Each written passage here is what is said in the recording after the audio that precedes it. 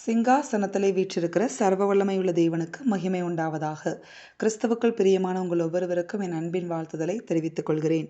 இந்த நாளுக்கான கர்த்தருடைய வார்த்தை 118ஆம் சங்கீதம் 5வது வசனம்.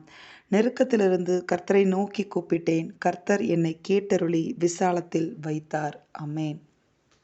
நெருக்கமான சூழ்நிலைகளின் வழியாக ஒருவேளை நீங்கள் கடந்து போய் கொண்டிருக்கலாம். கர்த்தர் உங்களுக்கு இன்றைக்கு சொல்லுகிறார், நெருக்கமான சூழ்நிலைகள் மத்தியில் கர்த்தரை நோக்கி ஜெபம் பண்ணுங்க, கதறுங்க, அப்படிலாம் எதுவும் ஆண்டவர் சொல்லலை. உங்கள் நெருக்கத்தின் எல்லையை அறிந்திருக்கிற ஆண்டவர், உங்கள் நெருக்கத்தின் வீரியத்தை அறிந்திருக்கிற ஆண்டவர் உங்களை பார்த்து சொல்லுகிறார். அந்த நெருக்கத்தில் கர்த்தரை நோக்கி கூப்பிடுங்கன்னு மட்டும்தான் ஆண்டவர் சொல்லுகிறார். அவரை நோக்கி கூப்பிடுங்க, ஒரு கால் பண்ணுங்க அவருக்கு. உண்மையாய் அவரை நோக்கி அந்த நெருக்கத்தில் அவரை நோக்கி நீங்கள் கூப்பிடும்போது அவர் என்ன செய்வாராம் தெரியுமா?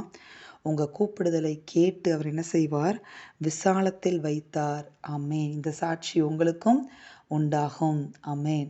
பாருங்களேன், நெருக்கத்துக்கும் விசாலத்துக்கும் ஏதாவது சம்பந்தம் இருக்குதா? யோசிச்சு பாருங்கள். எந்த சம்பந்தமும் கிடையாது.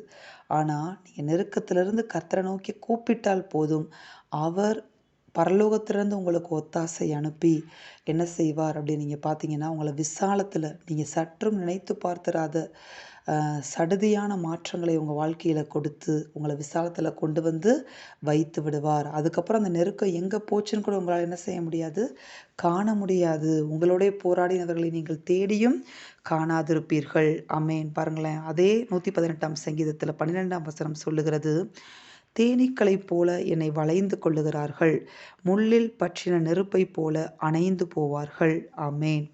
பாருங்களேன், தேனீக்களை போல ஒருவேளை நெருக்கம் கொடுக்கிற நபர்கள் உங்களை வளைந்து கொண்டு இருக்கலாம். கர்த்தர் சொல்லுகிறார், முள்ளில் பற்றிய நெருப்பை போல அணைந்து போவார்கள். கர்த்தர் உங்கள் பட்சத்தில் நிற்கும்போது அவர்களை முள்ளில் பற்றிய நெருப்பை போல, அதாவது தேனீக்களை போல அத்தனை நபர்கள், அத்தனை சத்துருக்கள் உங்களை சூழ்ந்திருந்தாலும் அவர் ஒரே நொடியில் அதை எல்லாவற்றையும் மாற்றி போடுவேன் என்று கர்த்தர் சொல்லுகிறார். காரியங்களை மாறுதலாய் முடிய பண்ணுவேன் என்று கர்த்தர் உங்களுக்கு சொல்லுகிறார். பாருங்களேன், அடுத்த வசனம் சொல்லுகிறது, நான் விழும்படி நீ என்னை தள்ளினாய், கர்த்தரோ எனக்கு உதவி செய்தார். ஆமேன். பாருங்க, எத்தனை பேர் நம்மளை விழும்படி தள்ளினாலும் உதவி செய்ய கர்த்தர் உங்களோடு இருந்தால் நீங்கள் தள்ளுண்டு போவதில்லை.